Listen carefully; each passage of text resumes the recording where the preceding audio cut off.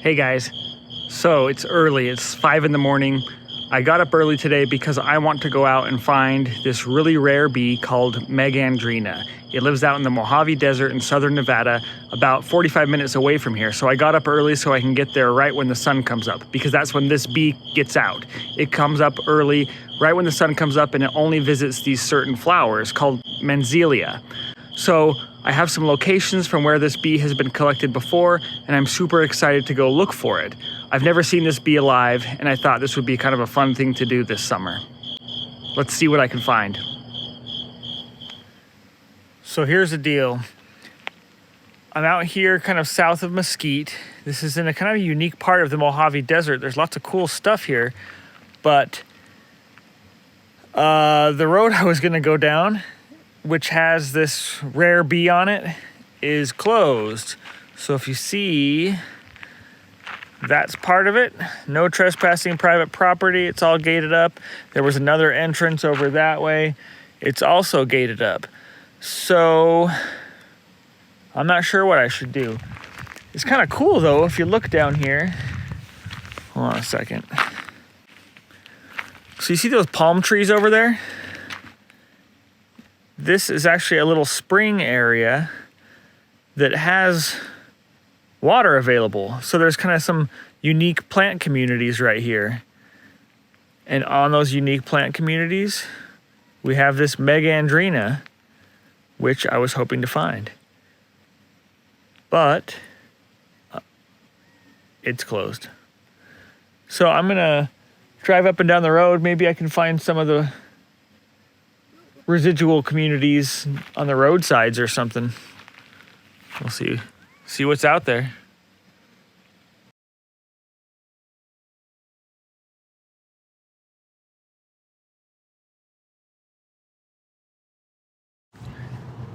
So it's still early. It's not even 7 o'clock yet. The sun hasn't even peeked over the mountain, and I'm already seeing several different kinds of bees. There's an agapostemon, and then there's this little fairy bee here.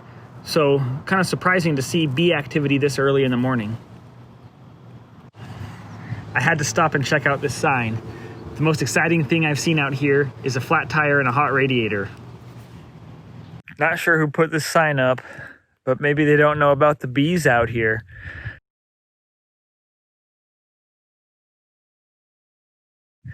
Unfortunately, it seemed to all be closed down, but I'll keep looking and see if I can find something. So one of the signs on this private property said it's under 24-hour surveillance. So I don't want to risk going in at all, even though I really want to get to the plants in there. So I decided to walk around the edges of the fence to see if maybe there are some of these host plants that are growing outside of that private property boundary. So far, I haven't seen any though.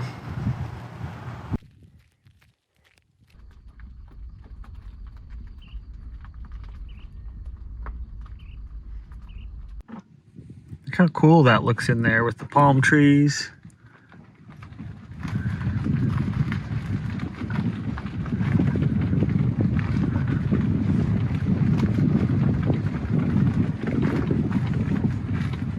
It's just too bad that it's all locked off. So I just pulled over.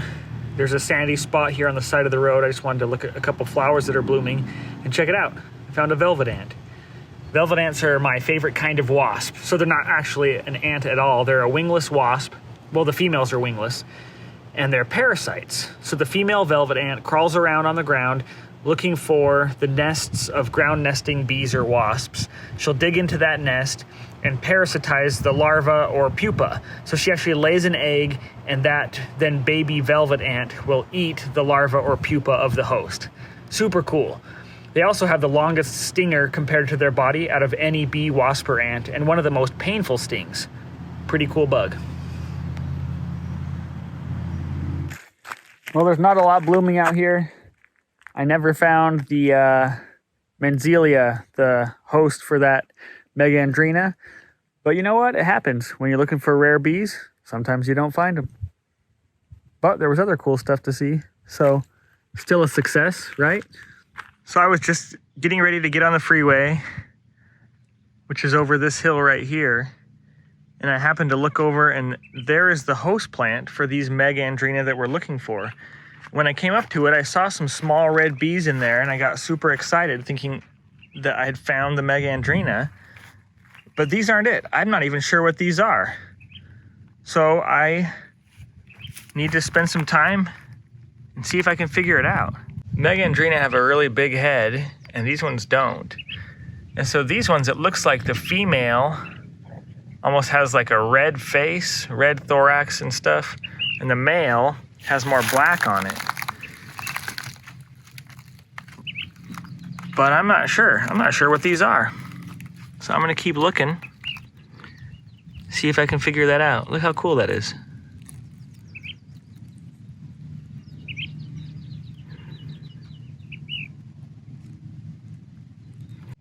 There's a few different fairy bee species that specialize on Mencelia on this genus.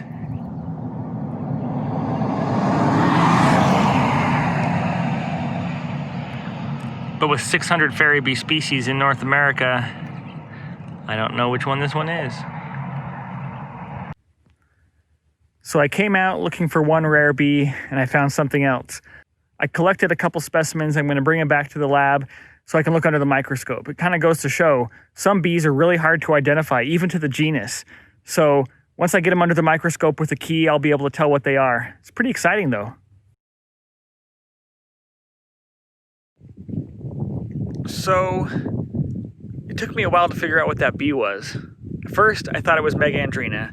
As soon as I looked at it, I could tell it wasn't from the head shape and other things. Then I started thinking maybe it was this other rare bee called Xerolictus. It's also a specialist on that same flower. It also has a red abdomen, and it also only lives in the Mojave Desert. But its face didn't look like a sweat bee face to me. So I brought it back to the lab, looked at some of the specimens. I decided this is Hesperapis. So Hesperapis is kind of a rare genus in North America. In fact, there's only 25 species in North America. It's in a family that most people aren't familiar with, the family Mellididae. So there's not a lot of bees in the family Mellididae, and Hesperapis is one of the largest genera, but 25 species isn't much. In fact, Hesperapis are so uncommon that they don't even have a common name. So if we take a look at my poster here, up here in the corner we have the sweat bees. Over here we have the mining bees. Down here in the middle we have the bumblebees, the digger bees, and the longhorn bees. We have the cuckoo bees over here. We have the leafcutter bees and the mason bees and their relatives over here. Then right down here in the corner, this is Hesperapis. There's really no common name for these bees. So maybe we can make up our own common name. The red blazing star Hesperapis, or something like that. Who knows? What's cool about Hesperapis is that they are all specialists, or most of them are specialists. And so they're kind of separated into these subgenera based on the plants that they visit. So we know the plant that this one was on, and so we can assume that it's in the same subgenus as the other species that visit that plant. I did some research, and it turns out there's only one known species that visits that plant. And this is it right here. So obviously this red bee that I've found is not that species. So there are several known new species of Hesperapis from around the West, and they haven't been described yet. And I'm fairly convinced that this is one of these new species. That's pretty cool, right? I found a new bee species. So some of you might be thinking, well, what are you going to name that species? Why don't you name it Hesperapis Joe or Hesperapis bees in your backyard? That'd be cool, right? Well, so there's lots of rules around naming bee species, and one of those rules is you can't name it after yourself. But I'm not really in a position to name this bee species. So here's the steps that you have to take to name a bee. So first, we know this is Hesperapis. We can assume that it's in the subgenus Xerolictoides because of the flower that it visits. The step would be now is I need to catch more of these bees and compare them physically to other related bees. So the other species in that subgenus Xerolictoides. So I can try to describe what the differences are between this new species and the known species.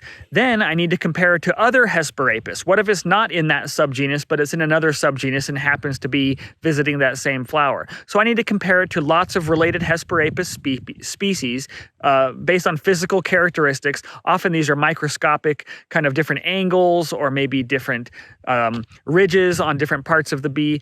So anyway, it takes a long time. It takes months of work, and it takes a lot of specimens to look at. I would have to go to different insect collections around the West, both in California and Nevada and Utah and other places, and see if anyone else has collected specimens that match this. So it's kind of a lot of work to name a species. I'm not going to try to accomplish that right now, but anyway, that's pretty cool. We found a new bee species. You go looking for a rare bee? I found one. It's just not the same rare bee that I thought I would find.